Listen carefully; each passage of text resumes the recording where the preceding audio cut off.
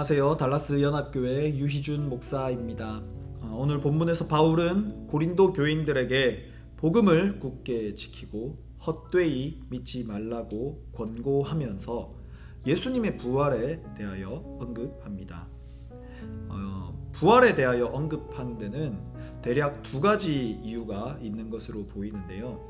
첫째는 영혼의 불멸성을 인정하되 육체의 부활은 인정하지 않는 그리스 철학의 영향으로 말미암아 고린도 교회의 일부 성도들 사이에 혼란이 있었기 때문입니다. 고린도전서 15장 35절 등을 살펴보면 고린도 교회 안에는 과연 부활이 있는가, 죽은 사람이 어떻게 다시 살고 어떤 몸을 입고 돌아오는가 등의 질문들이 제기된 것으로 보이지요. 둘째는 앞서 은사 문제를 다룬 이후 기독교 복음의 핵심은 은사가 아니라 그리스도의 죽음과 부활에 있음을 강조하여 고린도 교인들로 하여금 바른 신앙을 갖도록 하기 위함입니다. 부활은 복음의 핵심이요 우리가 믿는 교리의 초석입니다. 부활에 대한 올바른 지식과 확실한 믿음이 없다면 아무리 놀라운 은사와 뜨거운 열정을 가졌다 할지라도 그 신앙은 불안정하며 또한 불완전합니다. 이러한 맥락에서 바울은 예수 그리스도의 부활과 그 역사적 확실성을 강조합니다. 예수님의 부활은 결코 환상이나 조작의 결과가 아니라 실제 사건이요 역사적 사실임을 강조하지요.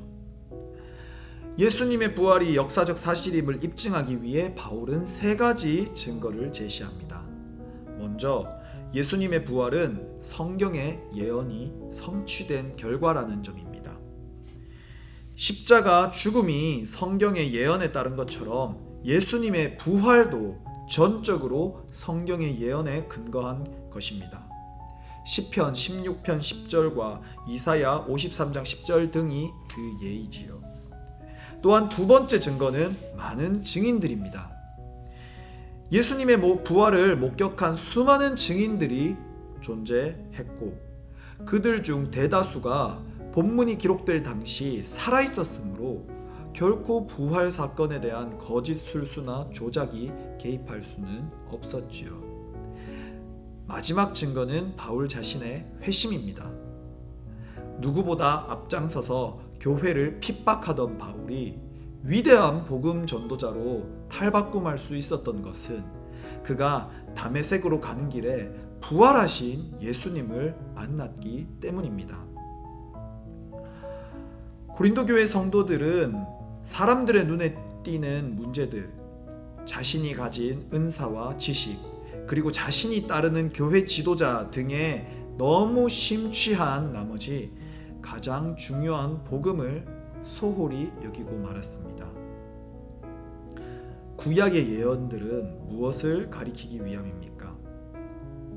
죄인 중에 괴수와 같았던 바울이 회심하여 자신의 모든 것을 그리스도께 헌신하도록 만든 것이 무엇입니까?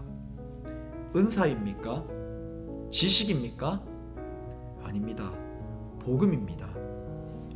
그리고 이 복음, 그리스도께서 우리 죄를 위하여 대신 죽으셨으나 부활하셨고 우리와 함께 하신다는 이 복음은 바울과 고린도 교회뿐만 아니라 오늘 나에게도 동일하게 전해진 것입니다. 여러분은 지금 얼마나 이 복음을 소중히 여기며 살아가십니까? 혹시 다른 문제들의 마음을 빼앗겨 복음에 대한 감사와 감격, 확신이 없이 살아가고 있지는 않으십니까? 세상이 흉흉하고 형편이 녹록지 않다 할지라도 이 복음은 영원한 우리의 능력이요 소망입니다.